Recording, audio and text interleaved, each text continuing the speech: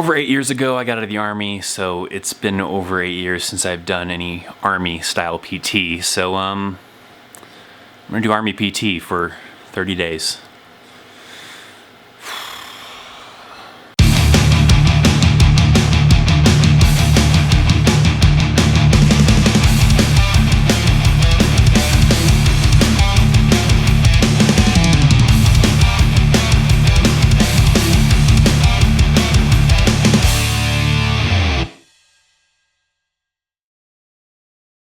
What's up? I'm U.S. Army veteran Christopher Chaos, and I got a challenge that I'm gonna do. There's a couple people that I know that are doing this 100 push-up a day challenge for 30 days, and I thought about doing that, but I thought maybe it'd be better to put like a Army spin on that. I thought maybe it'd be better to do Army PT for 30 days. Now it's definitely gonna be a challenge. I am totally out of shape. After I got out of the Army, I was pretty motivated to want to go to the gym for a while, but that didn't last for a real long time. It's kind of a back and forth, on and off again kind of thing where I would, do a gym membership and then quit the membership and then do a membership and then quit the membership. And then the last time I was kind of working out was probably over a year ago. I was going to the gym and mostly just doing some cardio stuff. So it's been 8 years since I've done Army style PT and probably about a year since I've done any kind of really exercise as far as working out. So here's how this is gonna kind of play out. I will be doing PT Monday through Friday. Since I have a day job that I have to be at work by 7:30, that means I'm gonna have to do PT from 5:30 to 6:30. Commonly in the Army, soldiers do PT from 6:30 to 7:30, but I won't be able to do it in the same time frame. A PT session starts off with about 10 to 15 minutes of stretching, and then about 30 to 40 minutes of exercising, followed by another 10 to 15 minutes of a cool down process of stretching as well. And that's how it's gonna be kind of laid out, Monday through Friday.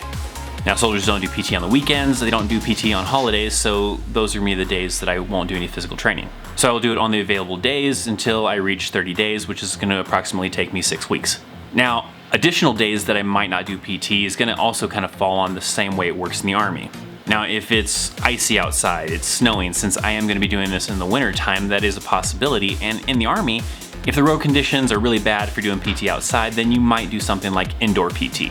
That usually doesn't mean going to the gym. Usually the gym is reserved for soldiers who are injured to go work out at the gym, but you usually have to do it like inside your work area or inside the motor pool. So on days that are really icy or really bad with snow, then I guess I'll have to do physical training inside the house. Now, the nearest base to me is Fort Carson. That's also the base that I happen to work on. If they happen to have what is called a 2-hour delay or the post is closed due to snow, then those days I won't be doing PT, just like soldiers on Fort Carson won't be doing PT. So for this 30-day challenge, I also want to stick to a uniform. I already have some shorts and a t-shirt, but I'm gonna need some cold weather type of uniform since this is gonna be taking place in January, February in Colorado, so it's gonna be cold. So I'm gonna need some pants, a jacket, some gloves, and like a beanie. I wanted to try to just get something from Walmart, but I don't think it's gonna work. Most of this stuff is like for like gym equipment, kind of like working inside of a gym, and I need something that's gonna be good for outdoors. That's not gonna like soak up a lot of water when it rains or snows. I have to go to a sporting goods store.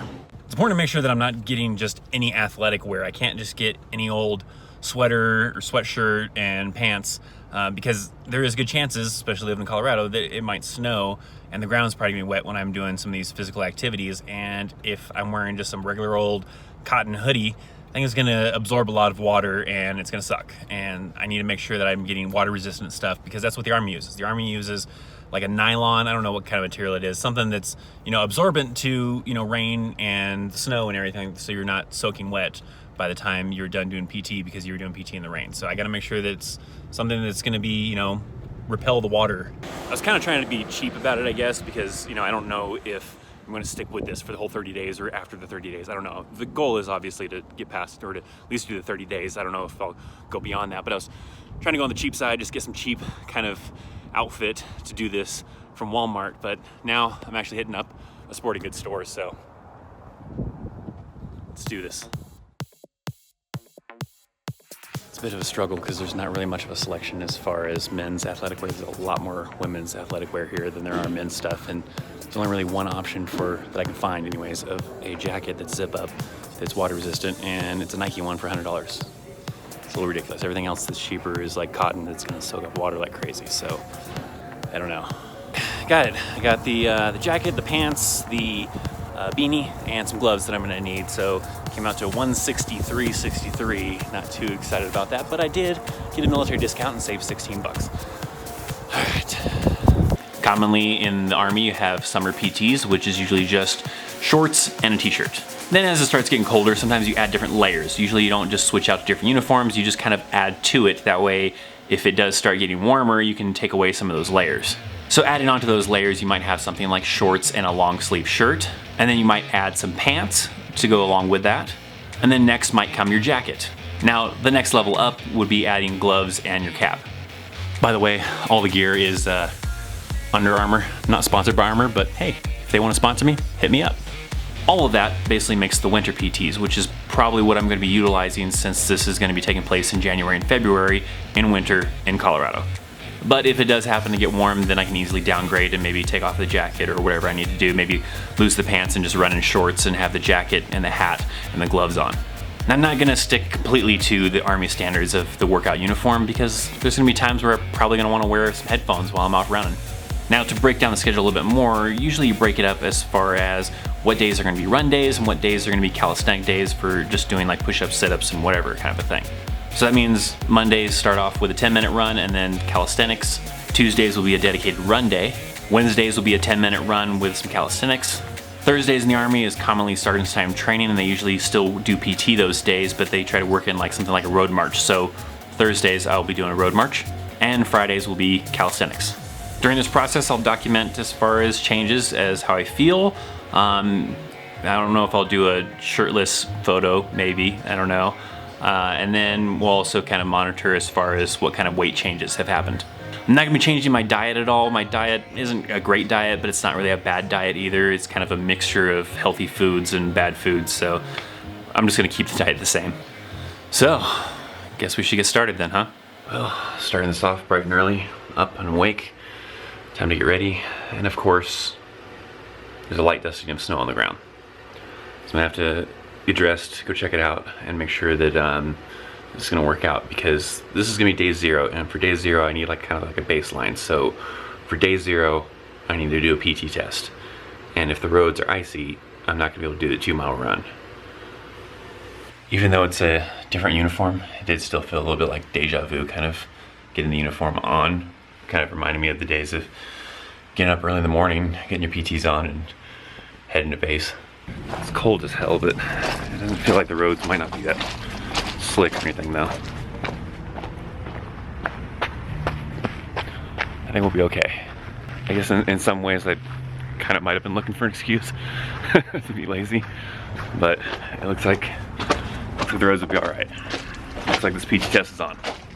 So I'm gonna do a little PT test to evaluate where I'm at the beginning of this thing, and then at the end we'll do another one. I don't expect to do very well on this PT test. In fact, I think there's a very good chance I'll probably fail every single event.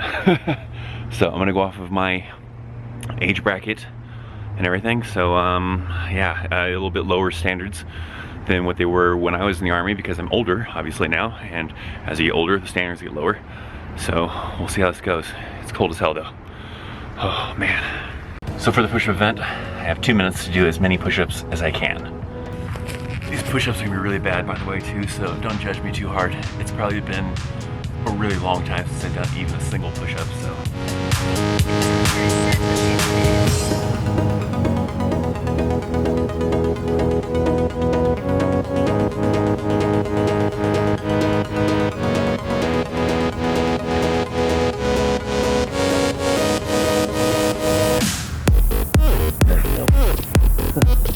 God dang. Those were rough. I did mention that I'm really out of shape, right? Okay, I just wanted to make sure that you guys are clear on this. Alright, so I was only able to do 20 push-ups, which is not enough. That is failing. Oh, alright, sit-ups is next. For the sit-up event, I have 2 minutes to do as many sit-ups as I can. Now, typically on the sit-up event, you usually have someone holding your feet.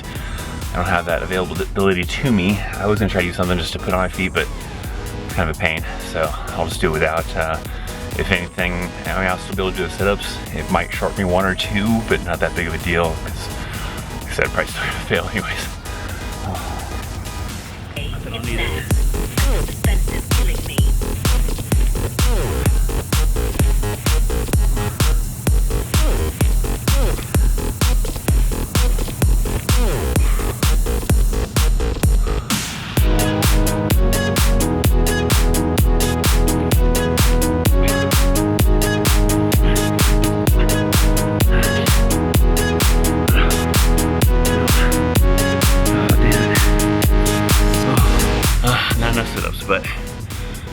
why we kind of do this.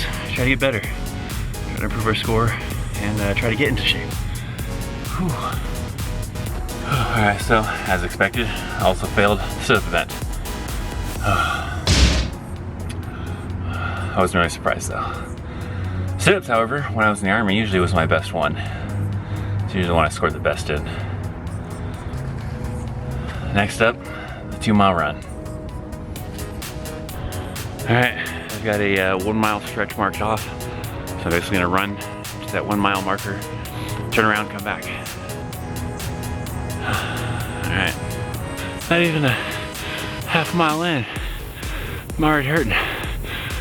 Some of it was that first 100 meters was uphill, so that part kind of sucks. And it's really cold out. Off to a good start.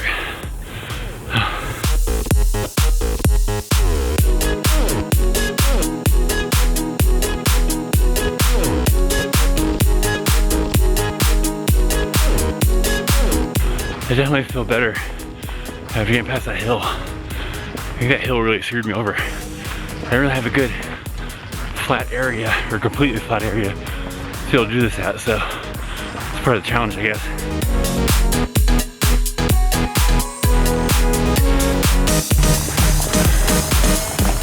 Almost halfway point.